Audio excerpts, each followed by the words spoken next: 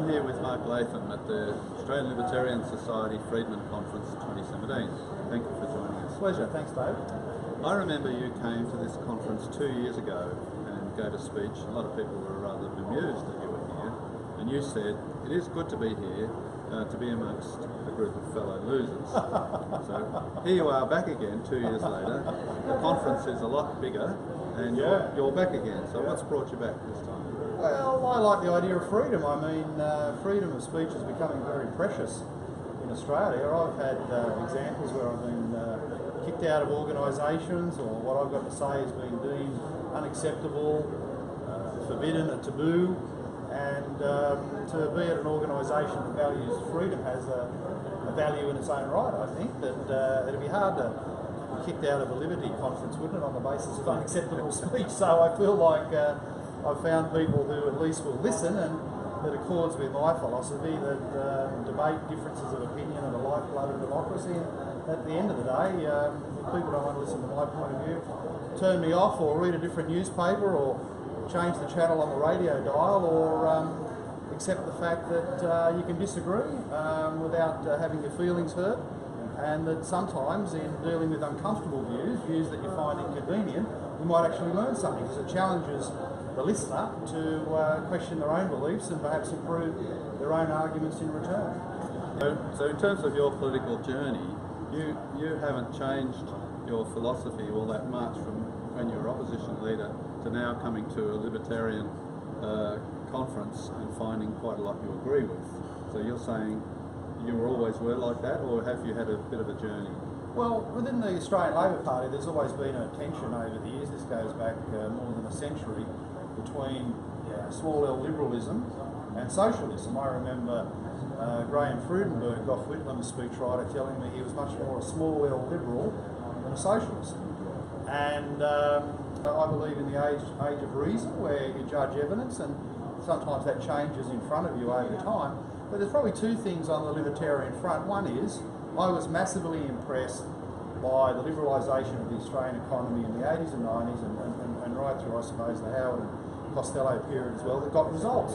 This was miles better than the old closed model: government regulation, government control, economic planning, subsidies, so-called industry policy. So if you see something that works and is about to give Australia the longest period of continuous economic growth in the history of the Western world, well, you'd be an absolute imbecile to junk that model and say, oh, there's a better approach. You know, Labor now calls it inclusive prosperity, which is essentially unlimited spending. So I think you should back the thing that works. And the other impact on me in terms of liberty, there is a personal feeling and sense of loss, deprivation, affront, when people try and take away your own freedom of speech. Now, it's got to the point where I've been banned at the Age newspaper, University of Western Sydney, in the region I've lived for 50 years. I got banned effectively from a Labor Party function in Smithfield in Western Sydney. Now, when it gets to that extent of saying, people in the inner city, Rose Jackson, who's the left factional leader in New South Wales, basically said I couldn't speak at this function at Smithfield for the ALP. She couldn't find Smithfield, she wouldn't know Smithfield, she's probably never been to Smithfield. So when these Stalinists are at the point of an area that they've never visited, they're saying I can't speak there. Well, of course that makes you support liberty. I mean, nothing is more powerful in politics than personal impact. And the impact on my freedom of speech makes me fight even harder for those essential freedoms. So finally, tell us about your current political interests. What do you find interesting in political terms now? What are your involvements, and also what are you doing in the media? We know about you getting fired by Sky News, but you've got plenty of other jobs. Yeah, well, tell us about them. That's one thing about free speech. Other opportunities open up. There's always something that turns up on the night. And for me, I'm now writing a weekly column for the Daily Telegraph, which is a great forum, particularly given its readership in Western Sydney, where I've been for so long. I'm on 2GB twice a week with Ben Fordham on a Tuesday afternoon, Alan Jones with a listenership of 2 million people on a Wednesday morning, so that's a great opportunity for which I'm grateful.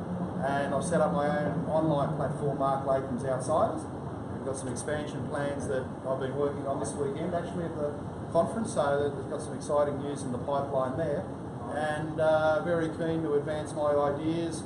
I get a lot of people saying I should go back into Parliament. It's very humbling and gratifying to get those requests. As I've said to you, Dave, I believe in 90% of the platform of the Liberal Democrats, which is pretty good these days. So I'm interested in your party, what you've been doing in the Senate, but going back into Parliament, or trying to, of course, is something more complicated than just personal circumstances. It's, as you would know, it's to do with family and life ambitions and scheduling and busyness and the like. So all of those balls are in the air.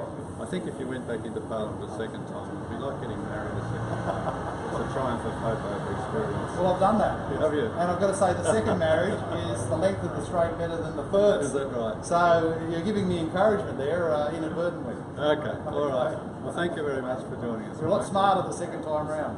Yes, well, yes, indeed. All right, thank you very much. A pleasure, thank you.